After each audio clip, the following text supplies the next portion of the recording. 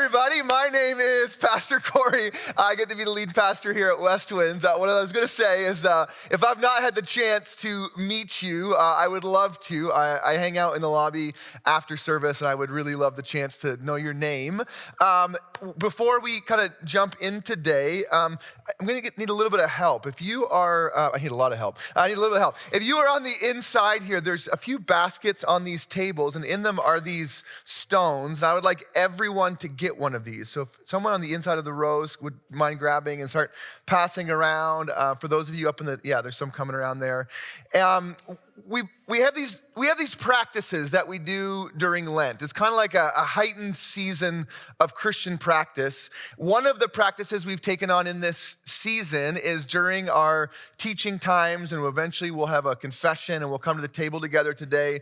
We've been inviting one another to hold on to a stone, one of these rocks. And you know, stones for God's people throughout history have represented or encouraged God's people to remember what God has done or is doing in your life. And so we wanted to do during this series is have people hang on to this in their hand as a way to remind us or to ask God, like, what might you be doing in my life during this season? And there's something about being human that when we can take something that is spiritual and move it into the physical, it helps us live our lives more connectedly and in a wholesome, whole way. So anyway, I want to invite you to hang on to this. And as we are going through the rest of our gathering today, maybe you'll assign some meaning to it. Maybe it'll be something that God speaks to your heart. Maybe it's something that God reminds you to pay attention to. Maybe it'll be a confession, or maybe it'll be a memory of something God has done in your life in the past that helps you sustain and live through the moment of time that you're in today. So hang on to those as we continue today.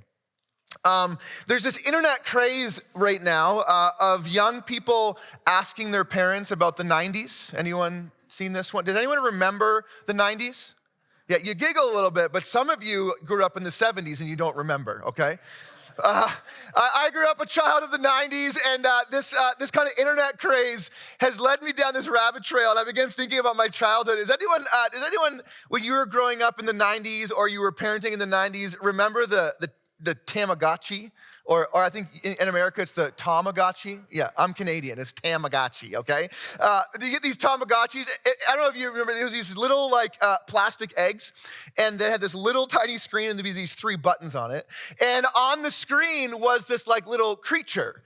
And you'd use these 3 buttons to feed your digital pet, right? Or the digital pet would need to go to bed at night, and you'd use the little buttons to put it to bed, or the little digital pet, you'd have to clean up its poop, and use little buttons, and you had to take care of this digital pet.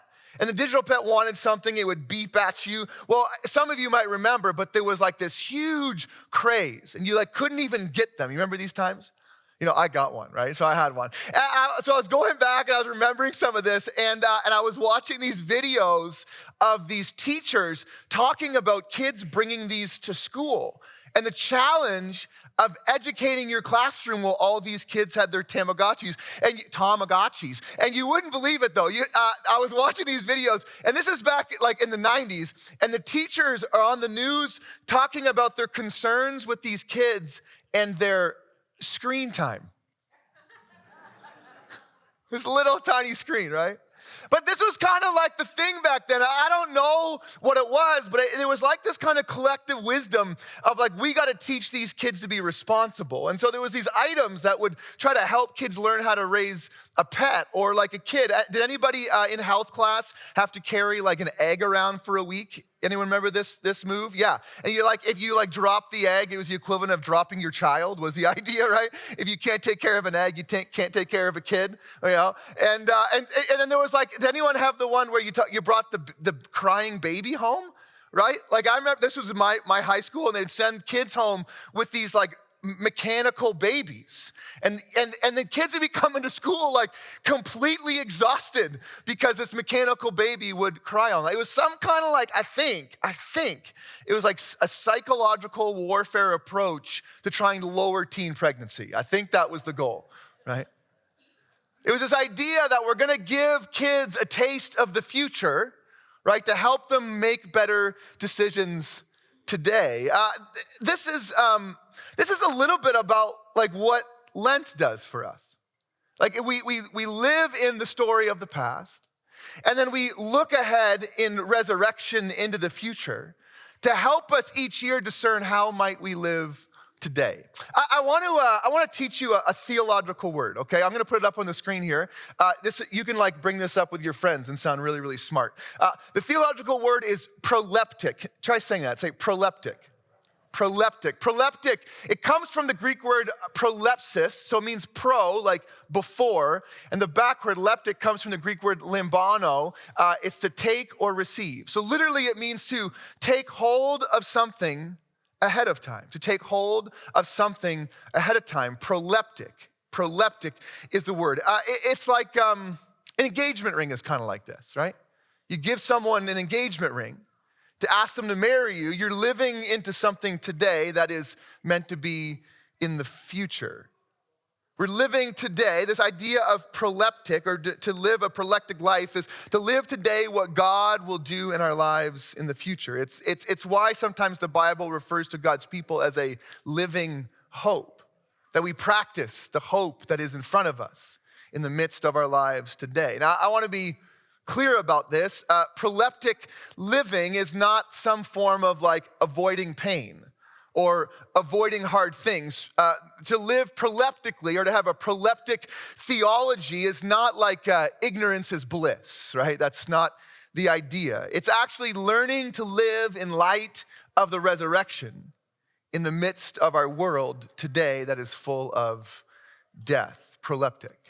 This week on the church calendar is Laetare or Laetari. It means rejoice. Aaron shared a little bit about this earlier. And it's to stop on the journey where we practice proleptic theology.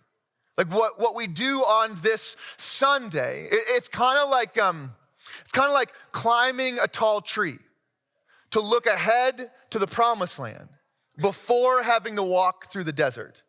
And the idea is, if I could just see the promised land, I'm gonna have the courage or the strength to make it through the desert.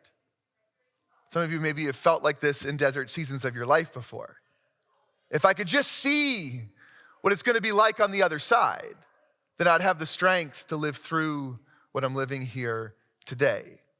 That process or that way of thinking would be proleptic,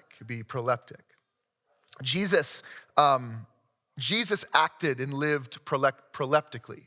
Sometimes Jesus can seem like he just has like a high ethical standard, or Jesus would do things and we'd be like, I know we're supposed to model Jesus, but I can't do that he's Jesus, right? Really what Jesus was living was a proleptic life, that Jesus was looking ahead to the world that God imagined. The world that Jesus very much believed and preached was coming one day. And then his attempts were to live and teach under that reality in today's actual life and world. One of those passages where we see this is this story of this man named Zacchaeus. We touched on this a little bit last week. I want to look at this story of Zacchaeus found in Luke chapter 19. Luke chapter 19 says this: Jesus entered Jericho and was passing through town. A man there named Zacchaeus, a ruler among tax collectors, was rich. This is an important statement. A ruler among tax collectors was rich. Tax collectors were people who worked for Rome and collected taxes from their peers. And tax collectors were known to be rather dishonest. And the way tax collectors made a little bit of money for themselves was they'd lie to people about how much tax they owed. And so Zacchaeus was a ruler of tax collectors. So he was led a whole team of tax collectors. And he was rich, which meant he had a whole system of taking advantage of people and lying to people about how much they owed for his personal gain. He was trying to see who Jesus was, but being a short man, he couldn't because of the crowd. This is really interesting. So you see this throughout the Gospels of sometimes. When a gospel writer wants to take a shot at somebody, they'll include a detail that does not matter in the story, right? You might remember there's a story of the disciples running to the tomb, It happens again, and the author likes to note which disciple was the faster runner. It has nothing to do with the story, right? Right here, what Luke is doing in this passage is he's noting that like Zacchaeus, although he has power over us in society, he is pretty short. He's making fun of Zacchaeus for his height. So he ran ahead and climbed up a sycamore tree so he could see Jesus, who was about to pass by that way. Zacchaeus climbing a sycamore tree is another like sign in the tale. It's another part of the story we might see. It would have been really dishonorable for someone of high honor to climb a tree to see. Actually, in this time, it was the children who always climbed the sycamore tree. In a hierarchical society, kids climbed trees. Honorable men did not climb trees. You might remember this last week, we talked about Roman culture a little bit. Roman social culture operates in this patron-subject mentality, that in every room, every system, there was a patron. Now, I don't think about it like a patron like someone who owns a store. It more like a patriarch or a matriarch in a family is more this way. Like my grandmother is the matriarch of my family. And when she is present, we all feel more connected to our family. Right? The patron would be the most honorable person in the room. Roman culture operated on a patron-subject culture. But Rome was also a spectacle culture. So they were always putting on display the hierarchy of the times. And so again, for Zacchaeus in this moment, to climb up this tree would have been dishonorable to him in his position of authority. The story goes on here in Luke chapter 19. When Jesus came to that spot, he looked up and said, "Zacchaeus, come down at once. I must stay in your home today." So Zacchaeus came down at once, happy to welcome Jesus. And everyone who saw this grumbled, saying, "He has gone to be a guest of a sinner."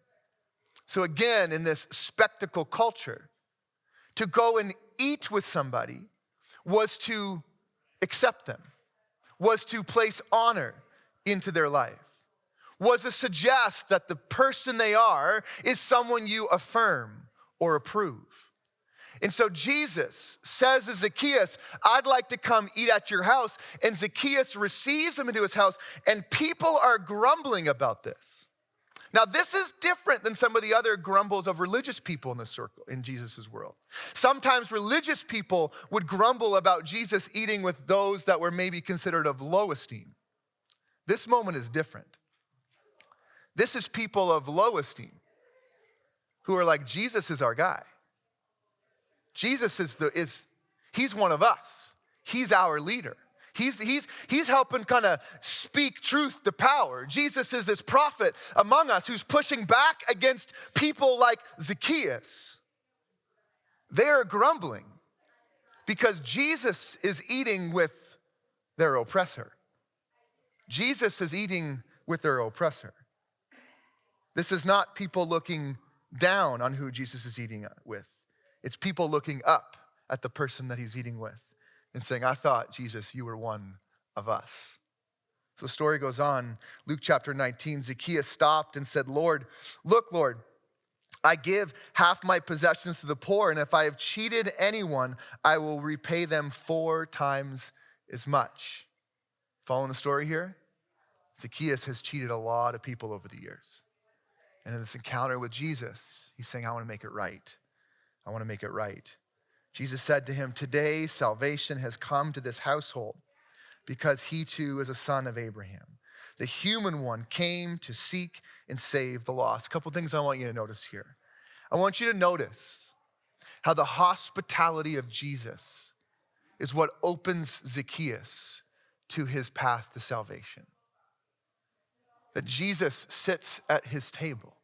That Jesus steps into this hospitable moment with Zacchaeus. And it's that hospitality that opens Zacchaeus' heart to repentance and a new life. I also want you to notice that Jesus is not here to be choosy about which kinds of lost people he came to save. People wanted him to be choosy about who gets to experience the salvation that Jesus is offering. But it's proclaimed here in Luke that Jesus, the human one, came to seek and save the the lost. It's so hard inside of our world to accept God's longing for you. That's hard. But I think it's sometimes even more difficult to accept God's longing for the other, the one who you wish would not receive the grace of God, but perhaps the wrath of God. This is really clear in the scriptures in the story of Judas. Judas is the disciple of Jesus who betrayed him. Judas is the one who turned Jesus over to the authorities. Judas is the one who told the authorities where Jesus was saying and pointed him out among the other disciples so they could take him away. Judas started the escapades of Jesus's brutal crucifixion. It was Judas who betrayed him. Now, different gospels share this story of Judas, but the Gospel of John does something really unique in the story of Judas. John tells a different angle on the story. John tells about the night in the room of the Last Supper, and Judas is there, and Jesus has this interaction with his disciples around what's going to happen. John 13, starting in verse 21, says this: after he said these things, after Jesus shared around the table with his disciples, he was deeply disturbed and testified, "I assure you that one of you will betray me." His disciples looked at each other, confused about which one of them he meant. One of his disciples, the one whom Jesus loved, who is the author of this book, the one whom Jesus loved was at Jesus' side. Now, again, I want you to see this. We've been talking about this, right? Around a table of honor in a spectacle culture, who gets to sit next to the patron, the one who is next most important? Here is John letting you know who was sitting at Jesus' side. It was John. So he leaned back, Simon Peter says to John, he nods at John to ask Jesus who he was referring to. So he leaned back towards Jesus and asked, "Lord, who is it?" Jesus answered, "It is the one whom I'll give this piece of bread once I have dipped it into the bowl." Then he dipped the piece of bread and gave it to Judas, Simon Iscariot's son. What does this practice sound to you like? He takes the piece of bread, he dips it in the bowl, and gives it to Judas. Does this remind you of a practice, maybe one we practice here today? Yeah. I think you got to remind yourself that this story was not John in the moment writing down it as it was happening. Actually, it's believed that John's gospel, most scholars, there's some debate, believe that John's gospel was the last gospel to be written. And so you have all of these churches scattered all over the region. And back then, churches took communion every single week. Some churches still do that today. So every week, these communities are gathering. And we know in some of these communities are people who used to be enemies of each other, people whose families were against each other for generations. In some of these communities, you have previous slave owners and slaves. In some of these communities, you've got Roman soldiers and Jews who had been oppressed by these soldiers for generations. And these stories are being told in these communities about the things that Jesus did and taught. And John is writing his gospel. And he's like, ooh, it's important this part of the story is told. It's important that people know on the night that Jesus was betrayed, Jesus was at the table and he knew what Judas had already set into motion.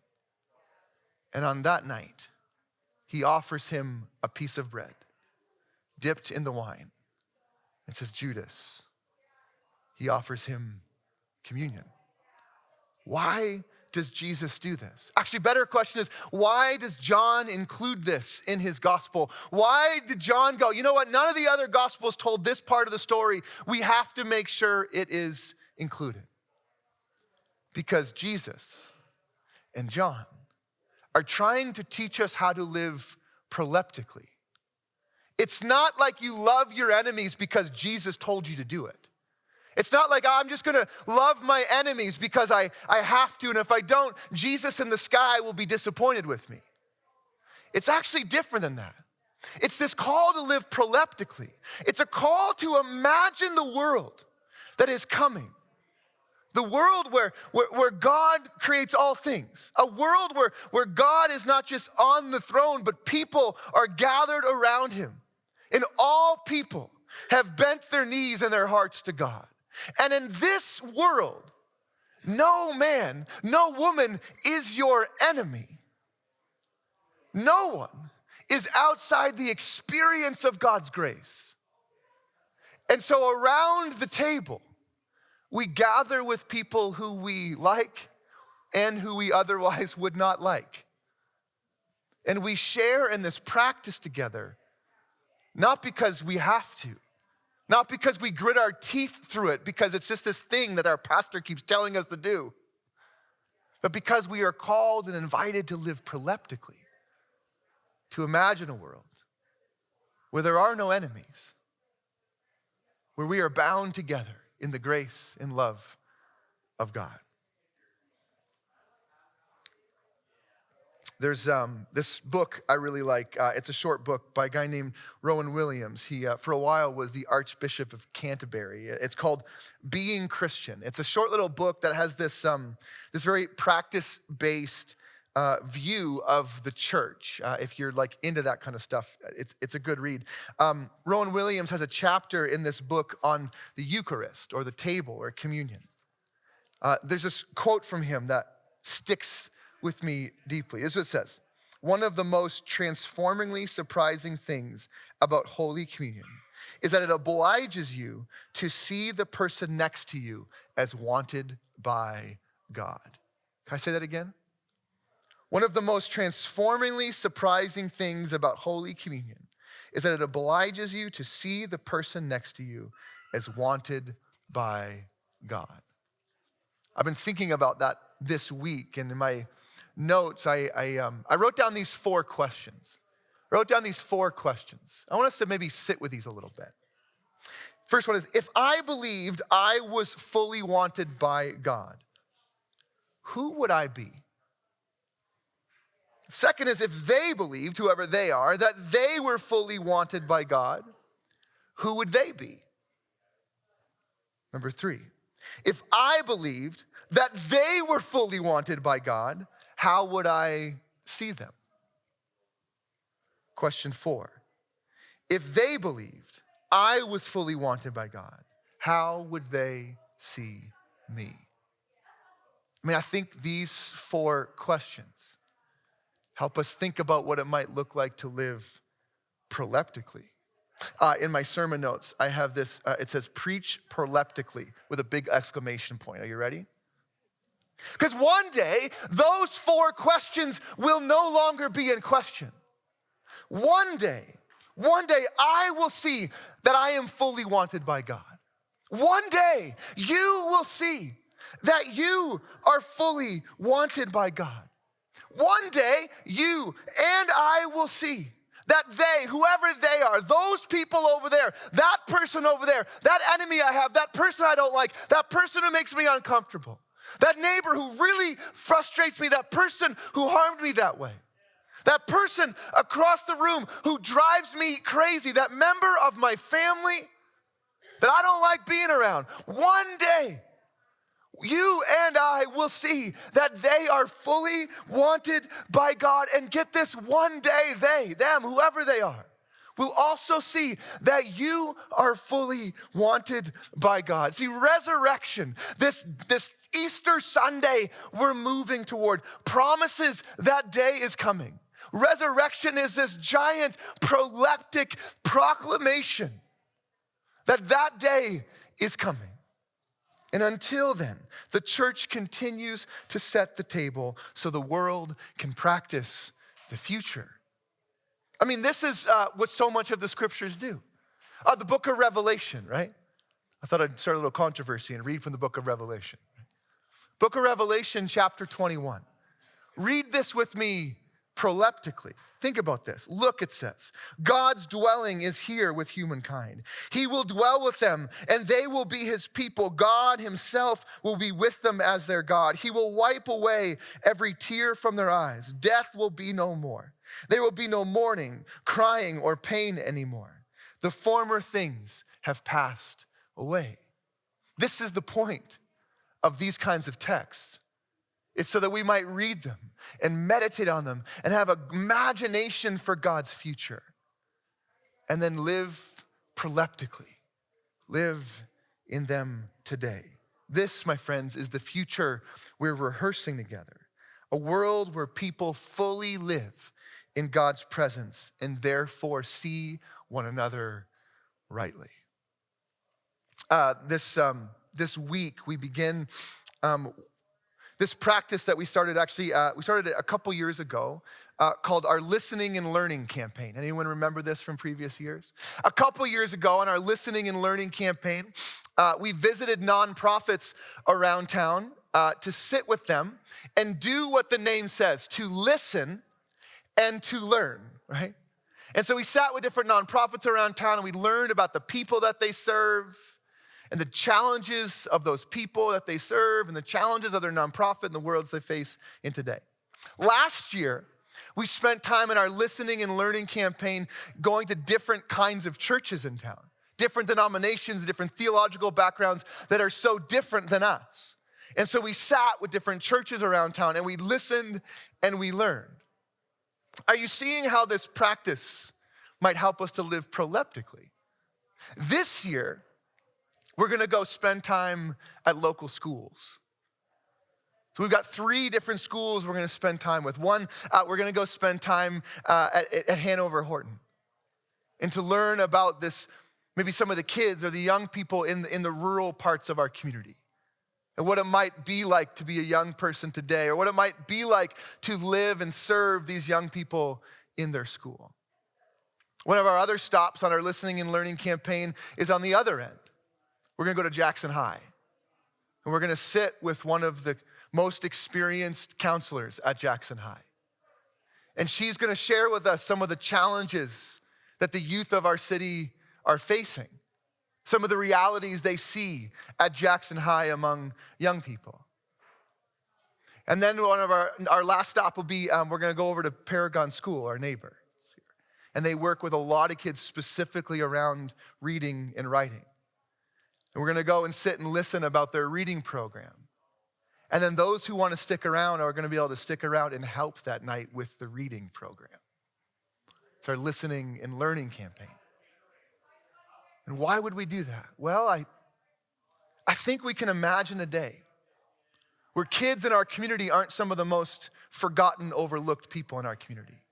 I think we can imagine a day when classrooms and teachers are funded in a way that shows how much we value the future of our children. I think we can imagine a day when people who are working with some of the most vulnerable people in our society aren't overwhelmed by the amount of kids who need real life help in our community. And there aren't enough adults coming alongside of them. We can imagine that day, can we not? And so we'll travel around during the season and listen and learn as an act of prolific theology. We're gonna imagine that day together and listen and learn in this season. I think there's a lot of ways that we could live our lives. I think there's a lot of outlooks in which we can move through our life. Some of us can choose to live fearfully. We can live fearfully, trying to stay safe. Some of us can choose to have an outlook on life to live angrily, always looking for someone else to blame. Some of us can choose to live our lives cynically, assuming nothing ever can really ever change. Some of us can choose to live competitively, climbing over others to try and secure our place. Some of us could live a life defensively, just trying to protect what we have. Some of us could live reactively, just responding to whatever comes next in our life. Some of us can even live ambitiously, trying to climb high enough to make sure our lives really matter. Some of us can live our life pessimistically, always prepared and expecting the worst. Some of us can live productively, believing everything happens if we just put in enough effort. Some of us can live desperately, trying to just desperately hold our world or the world together. Some of us can choose to live resentfully, keeping score, keeping score, keeping score. Some of us can live in denial, pretending things are better than they actually are. Some of us can even live hopefully, just hoping that something better will happen in the future. But I would suggest that the call of Jesus and the call of the church is not to live in any of these outlooks, but the call is to live proleptically, to living today according to God's future, imagining together what the future with God looks like, and to live that out in our lives right now. My friends, I want to call us and encourage us in this season as we move towards resurrection to live proleptically. Let's imagine God's future together and live it out today.